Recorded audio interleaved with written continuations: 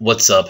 Bingo was his name-o. Let's look at how to do binomial probabilities with Google Sheets. And I'm just going to delete that entry right there, and I'm going to correct my spelling of probability. Okay, so let's dive into the question that we will answer using technology. The percentage of registered births that were cesarean in the United States in 2014 was 32%. And if you want to check that fact, go here. Interesting website from the CDC. Lots of neat bits of information like C-section percentages and whatnot. We randomly select 22 of the births from 2014 to analyze. Okay, and what is the probability that 13 of these births that we're analyzing are by C-section? Okay, let's identify some of our variables here that we learned through this chapter. The number of trials that we're going to have is 22. We're going to analyze 22 of these births, and they can either be a C-section or not a C-section. They could be like water babies or something, or just like they came from like plants or something.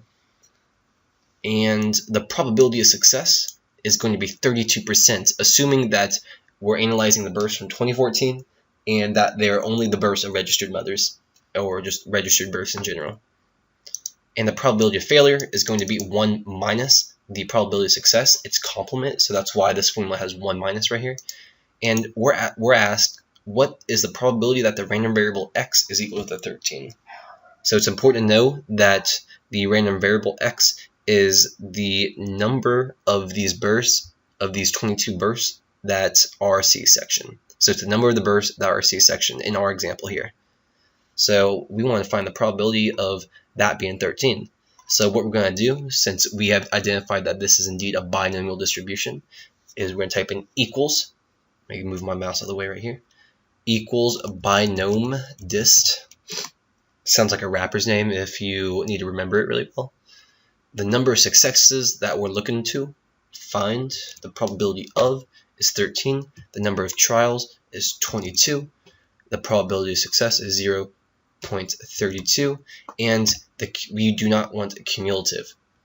If we were to type in cumulative, let's say true for that we want cumulative. This will give us the probability that our random variable will assume the values 0, 1, 2, 3, 4, 5, 6, 7, 8, 9, 10, 11, 12, and 13. So it gives us the probability that it will be any of those. And that's not what we're looking for. We are looking for the probability of it being exactly 13. And what it'll do, it'll return the value of 0.57%. Don't be mistaken, this is not 57%, it's 0.57. And that is how you find the binomial probabilities of an event on Google Sheets. So yeah, cool beans. Bingo.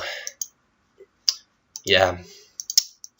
If you are interested in other Google Sheets functions for stuff that we have learned or stuff that we will learn, go to the notes right here and go to this slide right here, and this index will be very useful for you or us or all of us, since we're like a class.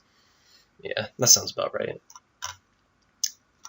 because we will be starting to use Google Sheets a lot more in the future.